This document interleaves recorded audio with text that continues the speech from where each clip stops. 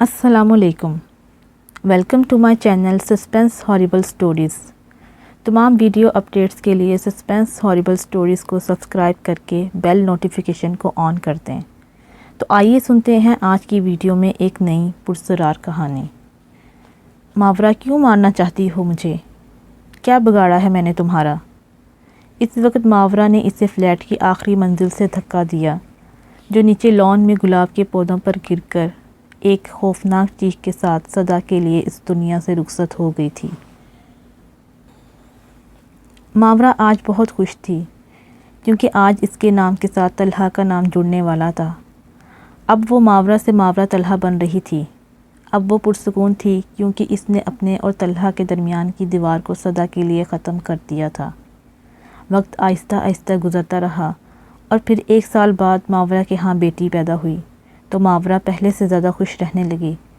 ہر وقت ننھی سونیا کو سنبھالنے میں لگی رہتی۔ کہتے ہیں کہ کسی کی قبر پر مینار بنا کر انسان زیادہ دیر خوش نہیں رہ سکتا، کیونکہ کسی کی قبر پر بنے گھر زیادہ دیر تک قائم نہیں رہ سکتے۔ خوشی کی تلاش ان کو زندگی سے جدا کر دیتی ہے۔ آخر کب تک ماورا خوش رہتی؟ پھر ایک دن وہ ہوا جس کا وہ سوچ بھی نہیں سکتی تھی۔ ننھی سونیا دکھنے میں تو نازیہ جیسی ہی لگتی تھی، لیکن جب 2 ماہ کی عمر میں بولی تو بالکل نازیہ جیسی آواز تھی، جسے سن کر ماورا ڈر گئی۔ ماورا، اب تیرا ڈرامہ ہوا ختم۔ اب میں ایک بار پھر جنم لے کر واپس اس دنیا میں آ گئی ہوں۔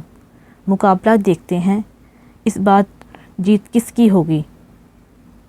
اتنے میں طلحہ کمرے میں داخل ہوا تو ماورا کو یوں ڈرا سہما دیکھ کر اس کے پاس آیا تو سونیا کو ہنستا دیکھ کر اس کے پاس بیٹھ کر باتیں کرنے لگ گیا، جبکہ ماورا اسی انداز میں دونوں کو دیکھ رہی تھی۔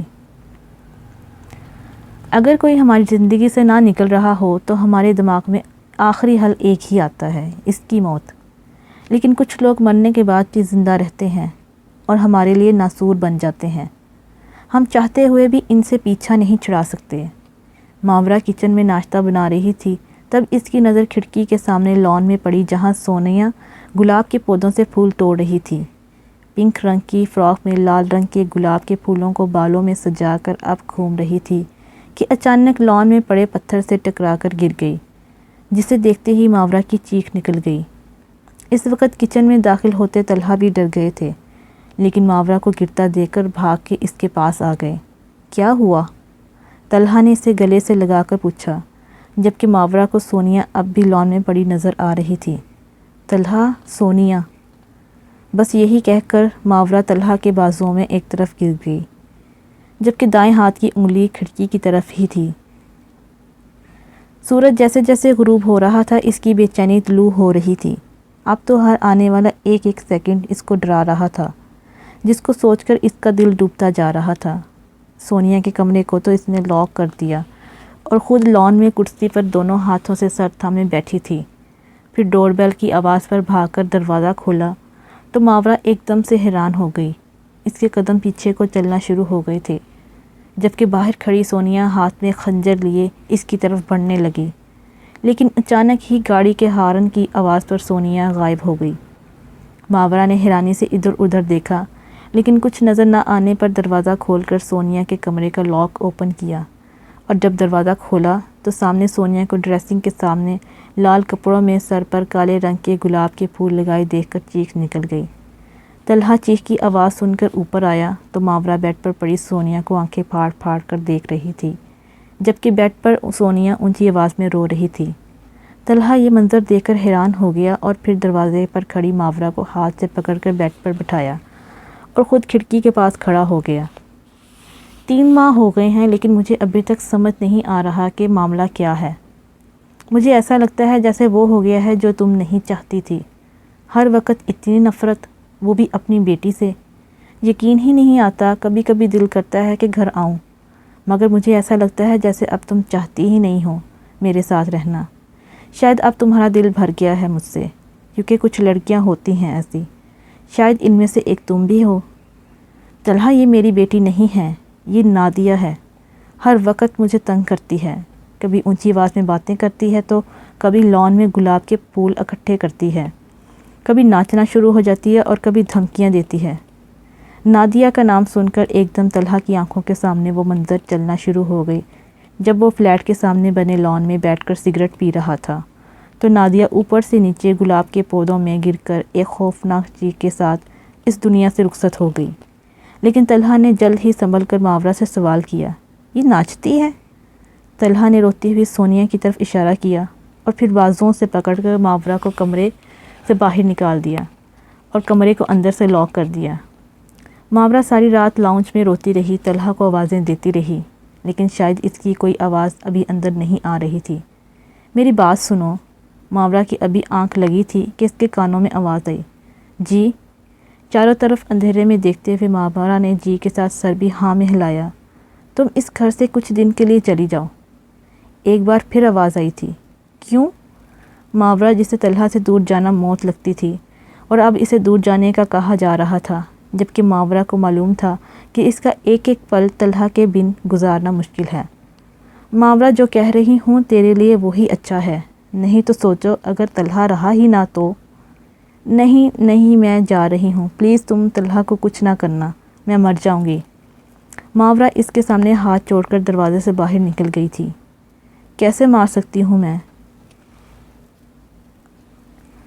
میرا نہیں تو تیرا تو ہے ہی صحیح، کبھی سوچ بھی نہیں سکتی میں، نہیں تو کیا وہ تو محبت کرتا تھا مجھے، بس میں پاگل ہی رہی۔ سونیا، جو کہ اس وقت مکمل نادیہ لگ رہی تھی، سوچتے ہوئے کچن میں چلی گئی۔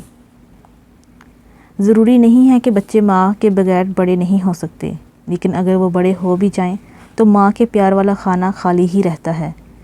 اس کا بھی یہ خانہ خالی تھا جو آج بھرنے والا تھا۔ وقت پر لگائے گزرتا رہا اور پھر جب سونیا 12 سال کی ہوئی تو طلحہ ماورا کو واپس لے آیا تھا، کیونکہ سونیا کی سالگرہ تھی اور اب طلحہ نہیں چاہتا تھا کہ سونیا ماں کے بغیر رہے۔ لیکن ماورا کی واپسی کے ساتھ نادیہ بھی واپس آ گئی تھی، ماورا کو اس کے انجام کو پہنچانے۔ ماورا جب گھر میں داخل ہوئی تو دیکھ کر حیران رہ گئی۔ گلاب کے پھولوں کی پتیوں سے بنا راستہ، 7 رنگی غبارے، ہر طرف خوشبو، اور اپنے سامنے مکمل نادیہ کو دیکھ کر گرنے ہی والی تھی، لیکن طلحہ نے وقت پر تھام لیا تھا، جبکہ سونیا بھاگ کر ماں کے گلے لگ گئی اور کافی دیر روتی رہی، جبکہ ماورا کے کانوں میں نادیہ کے وہی جملے گونج رہے تھے، ماورا کیوں مارنا چاہتی ہو مجھے؟ کیا بگاڑا ہے میں نے تمہارا؟ ماورا کی آنکھوں کے سامنے وہی منظر چل رہا تھا۔ ماورا، کیا ہو گیا ہے؟ طلحہ ماورا کو خاموش دیکھ کر پاس آیا تو ماورا طلحہ کے گلے لگ کر رونے لگ گئی تھی، لیکن اندر صوفے پر بیٹھی سونیا کو روتا دیکھ کر دونوں لاؤنج میں آ گئے۔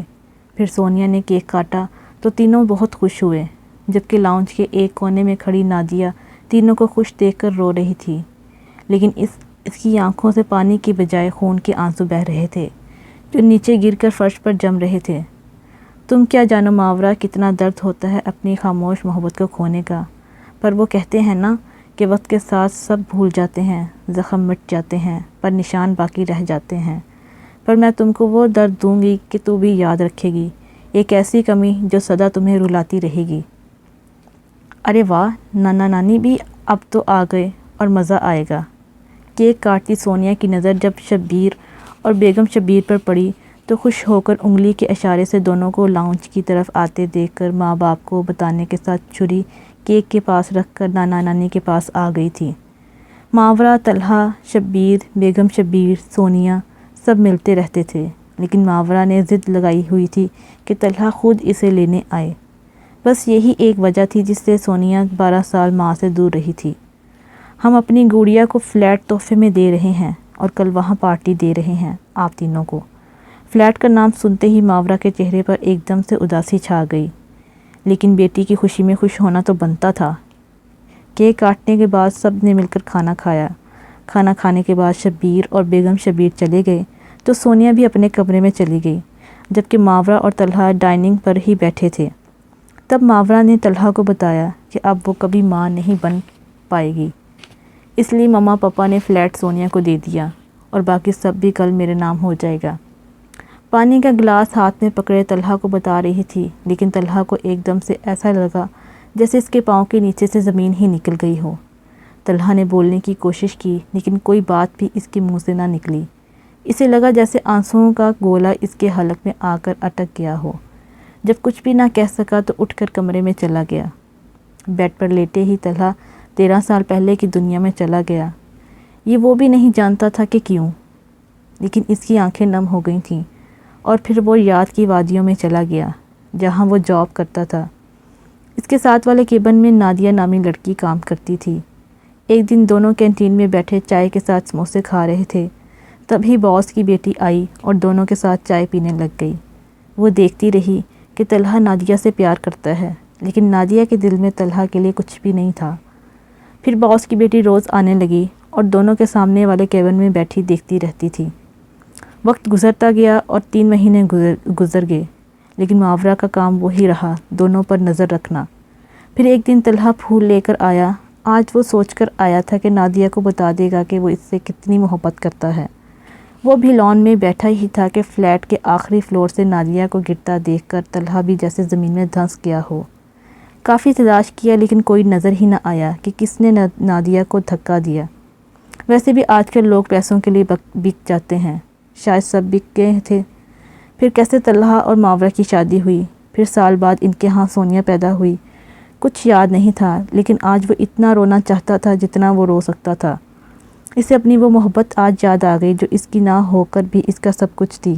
محاورہ برتن سنبھال کر کمرے میں آئی تو طلحہ کو روتا دیکھ کر آرام سے لائٹ بند کر کے سونے کے لیے بیڈ پر لیٹ گئی۔ وہ کیا جانتی، وہ تو جس چیز کی طرف اشارہ کرتی تھی اس کو امر کر دیتی تھی۔ جو چیز اس کی نہ بھی ہوتی، بس اس کے اشارے کی دیر پھر اس کی ہو جاتی تھی، چاہے وہ کوئی شخص ہی کیوں نہ ہو۔ وہ کیسے جانتی کہ جدائی کیا ہوتی ہے؟ شاید اسے جدائی لفظ کے معنی کا بھی اچھے سے نہیں پتہ تھا۔ اگر ہوتا تو کبھی نادیہ کے ساتھ ایسا نہ کرتی۔ کبھی کبھی وقت ہمیں وہاں لے آتا ہے جہاں ہم جانے کا سوچ تک نہیں سکتے۔ یہ ہمیں ہر مقابلے میں حصہ لینے کا کہتا ہے جس میں ہمیں حصہ نہیں بھی لینا چاہیے، تو یہ ہمیں تیار کرتا ہے، ایسے ہی جیسے ایک استاد اپنے شاگرد کو پورا سال امتحان کے لیے تیار کرتا ہے، سکھاتا ہے۔ ہر چیز کو ہم روک سکتے ہیں لیکن وقت کو نہیں، کیونکہ جس وقت جو لکھا جا چکا ہوتا ہے وہ ہو کر ہی رہتا ہے، چاہے اس کے لیے ہم ساری دنیا کی گھڑیاں ہی کیوں نہ بند کر دیں۔ اسے بھی وقت اسی جگہ لے آیا تھا جہاں سے اس کی کہانی شروع ہوئی تھی، کیونکہ اس فلیٹ کے آخری فلور پر ہی تقریب کا انتظام کیا گیا تھا۔ کھانا کھانے کے بعد سونیا نے تصویریں بنانے کے لیے جب وہاں پہنچی تو محاورہ بھاگ کر اس کے پاس آ گئی، لیکن اس سے پہلے محاورہ کچھ کہتی اس کا ہاتھ لگتے ہی سونیا، مما مجھے کیوں مار رہی ہیں؟ کیا جرم کیا ہے میں نے تمہارا؟ کی آواز کے ساتھ نیچے بنے ہوئے بینچ پر سر لگتے ہی اس دنیا سے چلی گئی تھیں۔ اس کے ساتھ ہی محاورہ کے کانوں میں آواز گونجی، کیوں محاورہ، کیسا لگا سرپرائز؟ آج انصاف ہوا۔ جیسے میری مار ہوتی رہی، اسے میری کمی محسوس ہوتی رہی، اب ایسے ہی ساری زندگی تمہیں بھی جلنا ہوگا، اور تو جلتی رہے گی۔ طلحہ سے یہ سب برداشت نہ ہو سکا تو کوما میں چلا گیا۔ جبکہ محاورہ کو اور کچھ نظر نہ آیا تو خودکشی کرنے لگی، لیکن بیگم شبیر کے بروقت اندر آنے پر وہ بچ گئی تھی، جو آج بھی شہر کے سب سے بڑے اور اچھے پاگل خانے میں داخل ہے۔ وقت کے ساتھ کبھی نہ لڑو، کیونکہ وقت ہی آپ کا سب سے بڑا دشمن ہے۔